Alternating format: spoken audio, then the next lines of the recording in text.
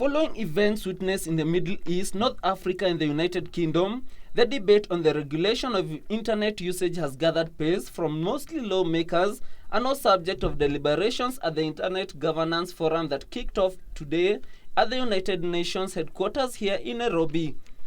And with over 11 million people being able to access internet in Kenya, the Information Ministry is exploring ways in which Kenyans, especially the youth, can access internet cheaply and utilize it more productively.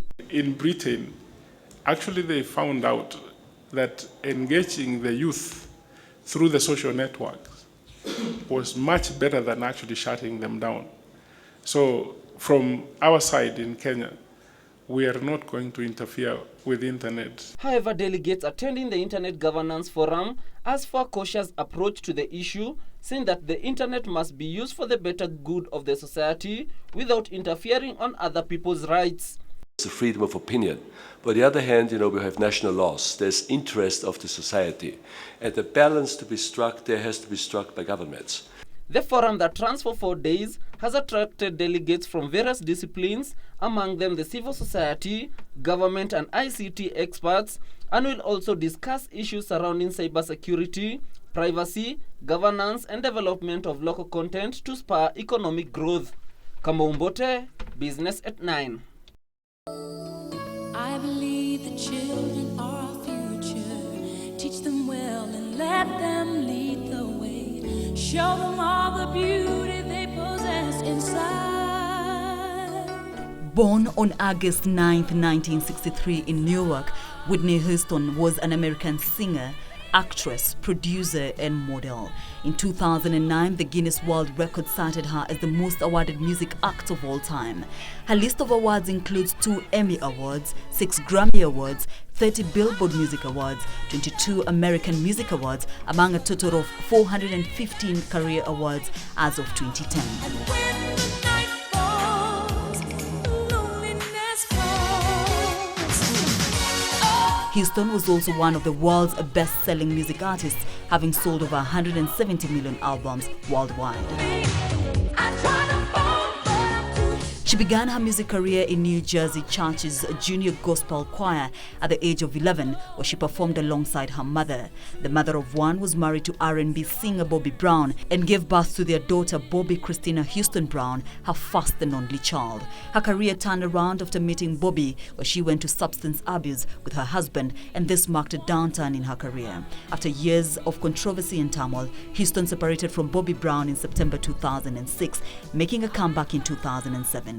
She dies at the age of 48, but her strong vocals and songs will forever live in the spirit of music lovers. Caroline Kamau for Sunday Interactive.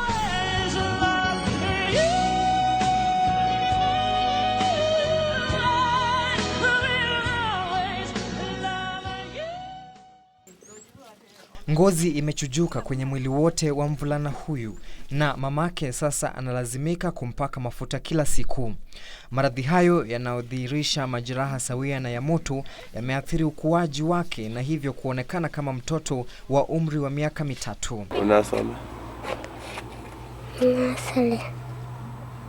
Mamake Jen Kanyiva amesema aligundua tatizo hilo wiki moja baada ya kuzaliwa kwa mvulana huyo.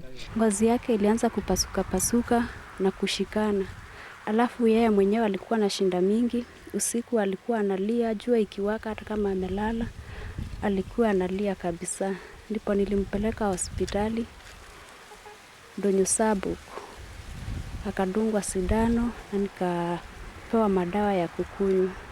Musila amekuwa akitibiwa katika hospitali ya kitaifa ya Kenyatta, lakini hali yake haijabadilika. Mbali na maradhi hayo, mvulana huyu pia ana kasoro za maumbile katika sehemu zake za siri, hali ambayo humfanya kuhisi maumivu wakati anapokojoa. Madaktari wamependekeza afanyiwe upasuaji, lakini Jen ambaye ni mama wa watoto 4 amesema hawezi kumudu gharama ya huduma hiyo. Kazi huku iko na shida, tunafanya kazi ya kibarua, za zingine inapatikana, za zingine inakosekana. Sasa nilikuwa naomba kila mwananchi anaona hii shida, mwenye kuna roho ya kunisaidia anisaidie. Nyumba ya matope ambayo Jen na watoto wake wanaishi ni dhihirisho la umaskini unaomkumba. Florence Nyudho, mwalimu katika shule ya msingi ya Rubiru, anakosoma mvulana huyo, anasema ingawa mvulana huyo ni mwerevu darasani, wanafunzi wengine wamemtenga kutokana na hali yake na hivyo kufanya maisha yake kuwa magumu. The Kenya National Union of Teachers NAT Chairman Wilson Sosion and the Kenya Private Schools Association KPSA Chairman Kibui Mwai said the newly introduced Form 1 selection criteria has resulted into a crisis in the education sector. And introduce another instrument outside the exams to determine the progression process of the learners. That is wrong. We are throwing the sector into unnecessary crisis if we are sneaking in policies which are not discussed.